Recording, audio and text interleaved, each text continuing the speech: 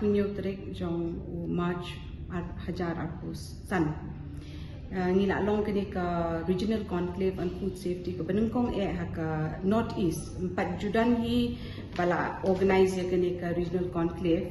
Ini ka regional conclave kan fokus ha ka organic sector namar bangi kwah ban promote kini kinong rep kamtam ki bala ju rep na do ki por menshwa kamtam ki ba nget ha ka jing rep ka bam dan kam ban ai dawai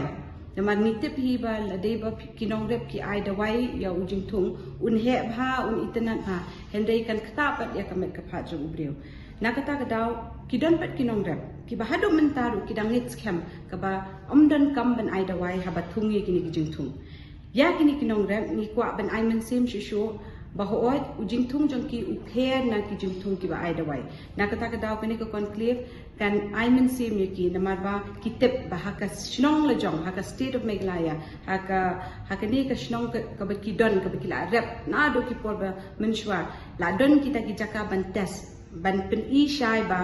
uneu jing thung udei hi uba udei organic dan dawai dan kenyang jingpang an ARM but uneu jingthung kumbaki ong organic but ude naturally produce crop uba adai kibreu kibam kinyo etik utau vitamins but kita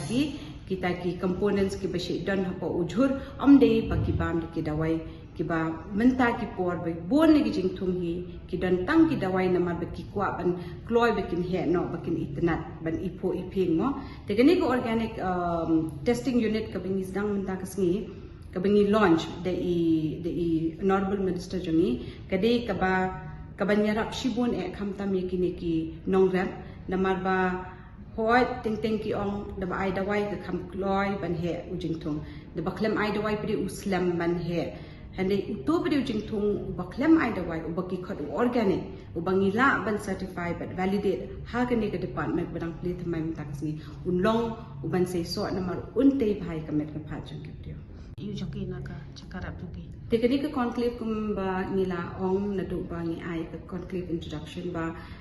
kadi hi ka jong ka food safety hindai ni wan ra lang ni ki departments ke prepare but kiwai ki departments ka bangi la khot kar pang ka agriculture horticulture department ka ban facilitate ya kini ka jing long jong ka organic sector ka state of Meghalaya point ki nong rep ki la ban wan hi directly she department ban pentikna but certify ya production ki hindai kumjur ro na kalyang jong ka agriculture department kin ya rap lam bakin shim hi ujing tung jong ki ban la ban certify ka department jongi hakata ka rukam ba kimdan kam ban pinjinjar than ban wan hi dalade through kineki departments kum agriculture horticulture dene ka food safety department hi lo ngin let hi hakitu ki jaka ba ki claim badi ko organic ngin test ki production ki ngin lab ba ki de ki shisha kita ki balong free na ki pesticides ba ni ki pathogens ba ki knan jipang ba pair ba ngin ai ki certificate ba hoy kane kade it's an organic or a naturally produced food free from fertilizers testing ila ban ong ba kane ka lab kade kawai na ka ban penshro re ki nong rap se ban rap ki jihor ki jingthung jong ki baklam pandar kam dawai